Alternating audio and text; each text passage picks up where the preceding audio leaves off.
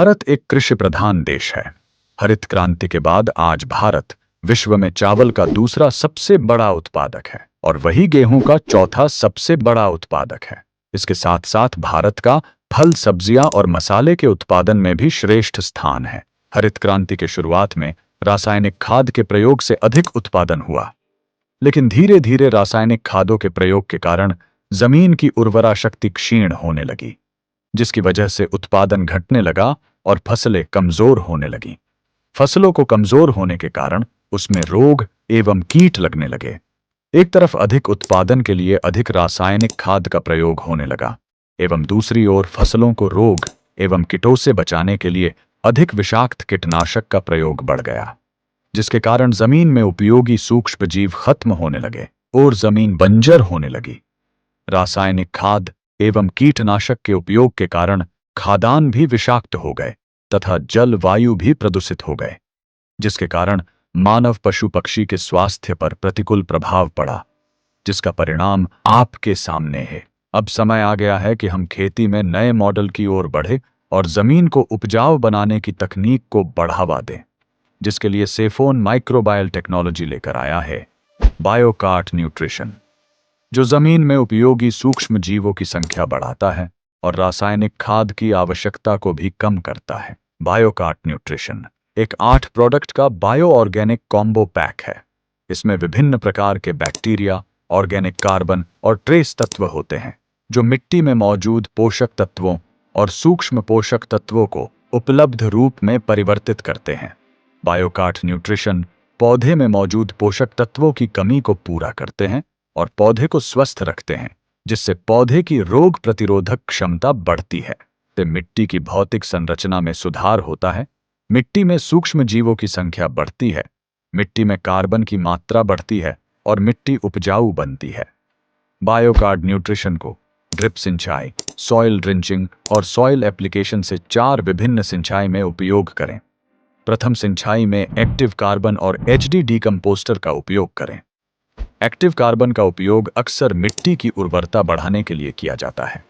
यह मिट्टी में भारी धातुओं और विषाक्त पदार्थों के अवशोषण को कम करके पौधों की स्वास्थ्य की रक्षा करते हैं और जमीन में कार्बन की मात्रा को भी बढ़ाता है, जिसकी वजह से जमीन में उपयोगी सूक्ष्म जीवों की वृद्धि होती है, पौधे को अधिक पोषक तत्व प्रदान होता है और मिट्टी में पानी की नमी को भी बनाए रखता है।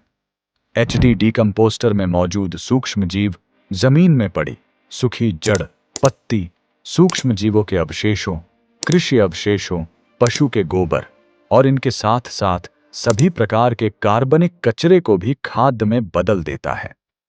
दूसरी सिंचाई में क्लासिक एनएफबी और ग्रेविटी माइकोराहिजा का उपयोग करें। क्लासिक एनएफबी में मौजूद नाइट्रोजन फिक्सिंग बैक्टीरिया वायुमंडलीय नाइट्रोजन को जमीन में स्थिर करते हैं, जिससे पौधों में सबसे जरूरी पोषक तत्व नाइट्रोजन की कमी को दूर करता है। नाइट्रोजन फिक्सिंग बैक्टीरिया का सबसे बड़ा फायदा यह है कि पौधों की आवश्यकता के अनुसार धीरे धीरे नाइट्रोजन की कमी को पूरा करता है, जिससे पौधों का वेजिटेटिव ग्रोथ भी कंट्रोल में रखा जा सकता है और इनकी वजह से पौधों में फ्लावरिंग का ड्रॉपिंग भी कम होता है और उपज में ज्यादा बढ़ोतरी होती है। साथ ही नाइट्रोजन युक्त रासायनिक उर्वरकों की आवश्यकता को भी कम करता है और जमीन भी सुरक्षित रहती है। सेफोन ग्रेविटी में उपयोगी एंडोमाइकोराइजा कवक है, जो पोषक तत्वों और पानी के अवशोषण को बढ़ाकर मिट्टी की संरचना में सुधार करके और पर्यावरणीय तनावों के प्रति प्रतिरोध को बढ़ाकर पौधों को कई लाभ प्रदान करता है।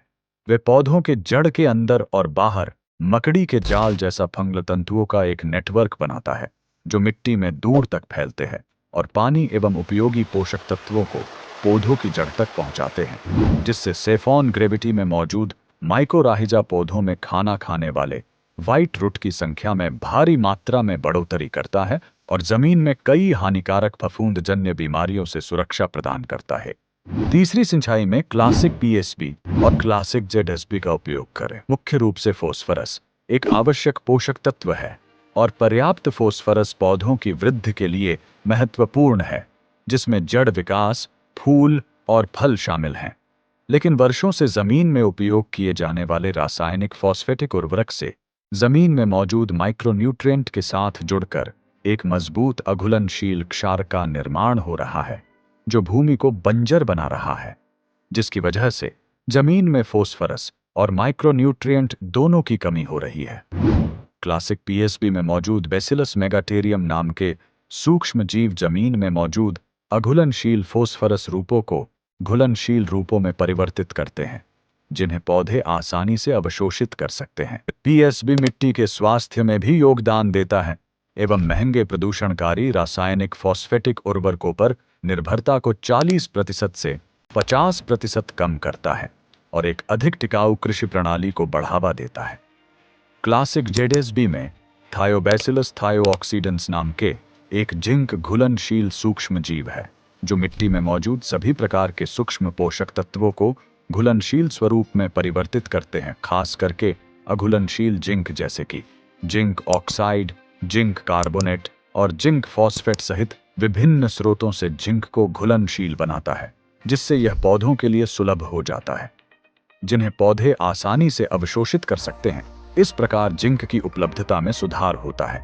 यह धान में खैरा रोग जैसी बीमारियों के प्रति अधिक प्रतिरोधी बनने में मदद करता है और पौधों की वृद्धि और उपज को बढ़ावा मिलता है। क्लासिक केएमबी में फ्यूटेरिया ओरेंटिया नाम के पोटाश मोबिलाइजिंग बैक्टीरिया है जो पौधों की वृद्धि और अधिक उपज के लिए आवश्यक पोषक तत्व पोटेशियम को पौधों के लिए अधिक सुलभ बनाने में महत्वपूर्ण भूमिका निभाते हैं।